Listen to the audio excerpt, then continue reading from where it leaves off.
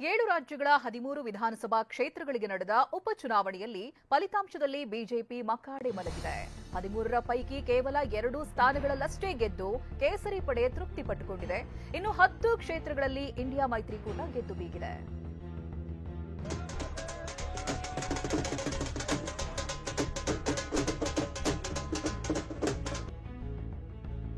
ವಿಧಾನಸಭಾ by election ನಲ್ಲೂ ಬಿಜೆಪಿಗೆ ಆಘಾತ.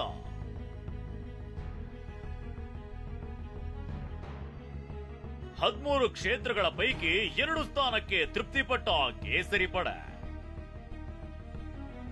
2014-2019ರ ಲೋಕಸಭಾ ಎಲೆಕ್ಷನ್ ನಲ್ಲಿ ಬಹುಮತದೊಂದಿಗೆ ಗೆದ್ದು ಬೀಗಿದ್ದ ಬಿಜೆಪಿಗೆ 2024ರ ಲೋಕಸಭಾ ಅಖಾಡದಲ್ಲಿ ಭಾರೀ ಮುಖಭಂಗವಾಗಿತ್ತು. ಈಗ 7 ರಾಜ್ಯಗಳ 13 ಕ್ಷೇತ್ರಗಳಿಗೆ ನಡೆದ ವಿಧಾನಸಭಾ ಉಪಚುನಾವಣೆಯಲ್ಲೂ ಬಿಜೆಪಿಗೆ ಹಿನ್ನಡೆಯಾಗಿದೆ. ಇಂಡಿಯಾ ಒಕ್ಕೂಟ 10 ಸ್ಥಾನಗಳಲ್ಲಿ ದಿಗ್ವಿಜಯ ಸಾಧಿಸಿದ್ರೆ ಬಿಜೆಪಿ ಕೇವಲ 2 ಸ್ಥಾನಗಳನ್ನ ಗೆದ್ದು ತೃಪ್ತಿಪಟ್ಟಿದೆ. ಬಿಹಾರದಲ್ಲಿ ಪಕ್ಷೇತರ ಅಭ್ಯರ್ಥಿ ಗೆಲುವಿನ ನಗೆ ಬೀರಿದ್ದಾರೆ. ಪಶ್ಚಿಮ ಬಂಗಾಳದಲ್ಲಿ 4 ಕ್ಷೇತ್ರಗಳಲ್ಲೂ ದೀದಿ ದಿಗ್ವಿಜಯ. ದೀದಿ ಕೋಟೆಯಲ್ಲಿ ಮಕಾಡೆ ಮಲಗಿದ ಕೇಸರಿ ಪಡೆ.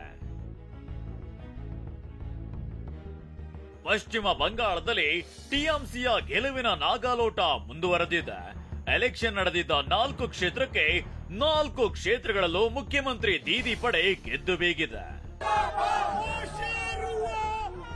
ಇದ್ದ ಉಳಿದ 6 ರಾಜ್ಯಗಳಲ್ಲೂ ಇಂಡಿಯಾ ಮೈತ್ರಿಕೂಟ ದಿಗ್ವಿಜಯ ಸಾಧಿಸಿದೆ. ಹಿಮಾಚಲ ಪ್ರದೇಶದ ಡೆಹರಾ ಕ್ಷೇತ್ರದಲ್ಲಿ ಕಾಂಗ್ರೆಸ್ನ ಕಮಲೇಶ್ ಠಾಕೂರ್ ಜಯ ಗಳಿಸಿದ್ರೆ ನಲಗಢದಿಂದ ಹರ್ದೀಪ್ ಸಿಂಗ್ ದಾವಾ ಗೆಲುವಿನ ನಗೆ ಬೀರಿದ್ದಾರೆ. ಇನ್ನು ಉತ್ತರಾಖಂಡದ ಬದ್ರಿನಾಥದಿಂದ ಲಖಪತ್ ಬುಟೋಲಾ, ಮಂಗಳೂರಿನಿಂದ ಕಾಜಿ ಮಹಮ್ಮದ್, ಪಂಜಾಬ್ನ ಜಲಂಧರ್ ಪಶ್ಚಿಮ ಕ್ಷೇತ್ರದಿಂದ ಆಪ್ ಅಭ್ಯರ್ಥಿ ಮೋಹಿಂದರ್ ಶಿವ ಭರ್ಜರಿ ಜಯ ಗಳಿಸಿದ್ದಾರೆ. ತಮಿಳುನಾಡಿನ ವಿಕ್ರವಂಡಿ ಕ್ಷೇತ್ರದಲ್ಲಿ ಡಿಎಂಕೆ ಅಭ್ಯರ್ಥಿ ಅನ್ನಿಯೂರ್ ಶಿವ ಗೆಲುವು ಸಾಧಿಸಿದ್ದಾರೆ. ಇನ್ನು ಹಿಮಾಚಲ ಪ್ರದೇಶದ ಹಮೀರ್ಪುರ ಮತ್ತು ಮಧ್ಯಪ್ರದೇಶದ ಅಮರವಾರ ಕ್ಷೇತ್ರದಲ್ಲಿ ಮಾತ್ರ ಬಿಜೆಪಿ ಅಭ್ಯರ್ಥಿಗಳು ಗೆದ್ದಿದ್ದಾರೆ.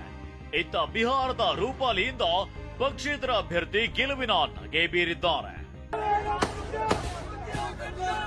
ಲೋಕಸಭಾ ಎಲೆಕ್ಷನ್ ನಲ್ಲಿ ಇಂಡಿಯಾ ಮೈತ್ರಿಕೂಟ ಎಲ್ಲರ ಲೆಕ್ಕಾಚಾರ ತಲೆಕೆಳಗಾಗುವಂತೆ ಮಾಡಿತ್ತು.